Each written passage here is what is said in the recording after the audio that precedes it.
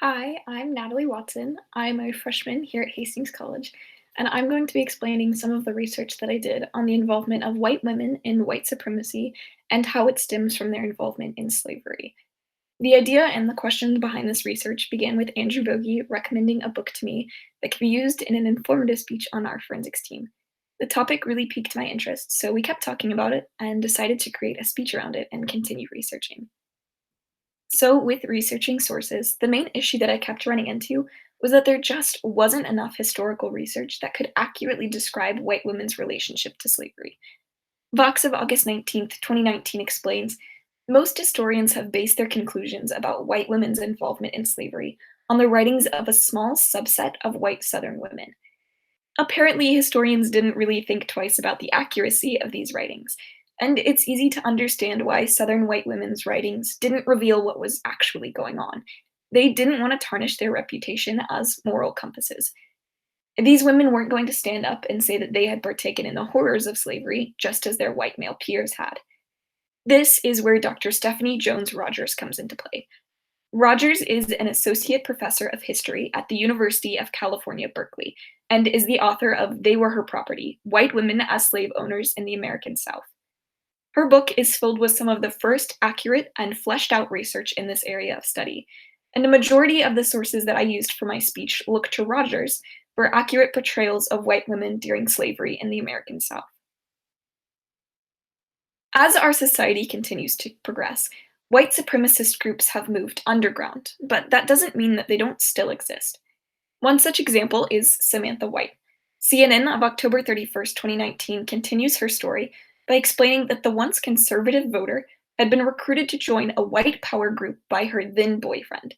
It took her only 6 months to become what she called a productive racist. She began moving up in ranks, running women's chat rooms, and recruiting other women to the group. But her new sense of power came at her own expense. She found herself becoming smaller to fit into the world of racist, sexist, and bigoted men. And despite her role in the white power group, media coverage cast her as misinformed, a bystander who was persuaded by the group's misogynistic manipulation. However, white women play a key role in the preservation of white supremacy that few fully understand. Historic and public understandings of white women construct them as an insignificant piece to the white supremacist machine, when in reality, they hold a much more prominent role. The previously mentioned Vox article elaborates that before the Civil War, white women couldn't vote. But there was one thing they could do: they could buy, sell, and own enslaved people. History has framed white women as passive bystanders, but the February 26, 2019 New York Times clarifies that the full role of white women in slavery has become one of the slave trade's best kept secrets. Today, we'll examine the hidden history of white women and slavery by first looking at the historical tropes that have obscured their role, examine the economic advantages white women gained from slavery, and uncover the social benefits that white women gained and have been passed down from generations. So, as previously mentioned, most historians don't have an accurate understanding of white women's role in slavery. However, there are three historical tropes that have helped disguise white women's involvement with slavery. First, white women as friends to the enslaved, or the help. The previously cited New York Times affirms that the scholarship of the 70s and 80s painted white women as passive bystanders, not stopping slavery, but not engaging. Second, we seem to think that since white women didn't own property in the slavery of the American South, they weren't privileged. But history reveals on March 12th, 2019, that historians incorrectly argue most Southern white women didn't buy, sell, or inflict violence on enslaved people because this was considered improper for them. Finally, historians write white women as the moral compasses of society. The September 1st, 2019 Sydney Morning Herald explains white women are still seen as virtuous dewdrops, inherently equipped to right the wrongs of their white male counterparts. Rather than rejecting this notion of being inherently right and moral, white women have chosen to adopt this persona and create the perfect disguise for their actions during slavery and their involvement in white supremacy. So, what do these tropes have to do with us today, and how are they still being used? While these specific tropes aren't being actively used today, they have transcended into a shield of intersectionality. White women have begun using intersectionality to cover up their acts of white supremacy. White women have leaned on gender discrimination to protect their white privilege, and Vox of November 28, 2018 articulates that white women have invested in white supremacy because their whiteness affords them a particular kind of power that their gender does not.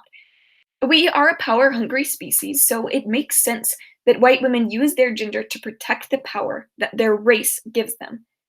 The Guardian of October 11, 2017 furthers that this is how whiteness reasserts itself, by sweeping the concerns of non-white women aside on the mistaken assumption that we can separate our gender from our race. White women have co-opted the idea of intersectionality to protect themselves from having to face their historic and current roles in the preservation of white power. White women use their disempowerment on the basis of their gender to protect themselves from the impact of their role in white supremacy, because they claim to know what it's like to be discriminated against. But there is no way to compare discrimination on the basis of sex to racial discrimination. So, one of the main roles that slavery played in white women's life revolved around the economics.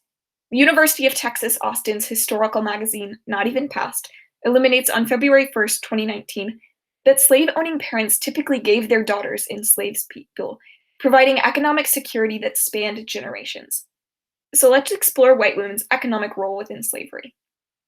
Contrary to historic belief, white women owned property and economically benefited from their involvement in slavery. While most white males in the South were enslavers, the Washington Post of August 2nd, 2019 explains that when Congress offered compensation for enslavers to free enslaved people, over 40% of the claimants were white women. During the pre-Civil War era, enslaved people were the only capital that white women had. The aforementioned Washington Post explains that little girls would often get slaves as gifts over the course of their lives. These little girls and women were being immersed in the violence that was necessary to sustain slave culture. Owning enslaved people translated into generational wealth that has been passed down and continues to benefit white women today. White feminism has its roots in white women's economic benefits that they gained from slavery. One such example occurred in 1849 when six Fayette County women petitioned legislature to allow women's property to be put under their own name. While this was seemingly a step forward, white women exploited a loophole that would allow them to become enslavers in name and in action and benefit from it economically. Fast forward to 2020, white women continue to gain economic power at the expense of women of color. Forbes of August 2019 explains that as white women continue to climb up the economic pay scale, making the wage gap closer to that of their white male counterparts, it dilutes and silences Black women's experiences. White women and white men have created a false narrative of economic gender equality that systematically excludes people of color. While the power that white women wield over women of color is more nebulous today than it has been historically, it is still very real and very pervasive. White feminism seems to stand for every woman everywhere, but once one digs under the surface, it becomes clear that white feminism is only around to benefit white women and make it seem like a success for all women. So, to understand why white women so passionately defend their white identity and privilege, we'll clarify the societal benefits they received from slavery. As Dr. Stephanie Jones Rogers explains in her book, slavery was white women's freedom. The Nation of February 26, 2019 reveals that when Sarah Barnes was married in 1836, she created an anti-nuptial agreement to secure her money. While seemingly clever, the article clarifies that she doubled down on slave ownership, embracing white supremacy as a means to overcome her disempowerment on the basis of gender. Slavery allowed white women to assert their dominance, while they themselves were being dominated by white men. The New York Times of February 2019 elaborates that when Black suffragist and civil rights leader Mary Church Terrell petitioned her white sisters for help, they responded that the disenfranchisement of Black women was a race problem, not a gender problem. From the slave era to the women's rights movement to now, little has changed. White women continue to use toxic masculinity to uphold the statuses they gained during slavery, this time through elections. Bitch Media of November 16, 2016 reveals But the triumph of President-elect Donald Trump represents the failure of many things. One of those is white feminism and toxic masculinity. White women see Donald Trump as a way to protect their white privilege, perhaps because he is the pinnacle of toxic masculinity. Surprisingly, it is white women who have been there to dismiss and support him. The September 26, 2018 Harper's Bazaar furthers that the belief that sexual assault is just boys being boys has become a pretty consistent line amidst women in the GOP. Toxic masculinity is a tool of white supremacy, and white women have persistently been the ones furthering its toxicity. So, why is it important that we educate ourselves on the realities of white women's involvement in slavery? Well, for white women like myself, we must understand what actually happened so we can turn inward and discover how our generational ties to slavery impacts our worldview.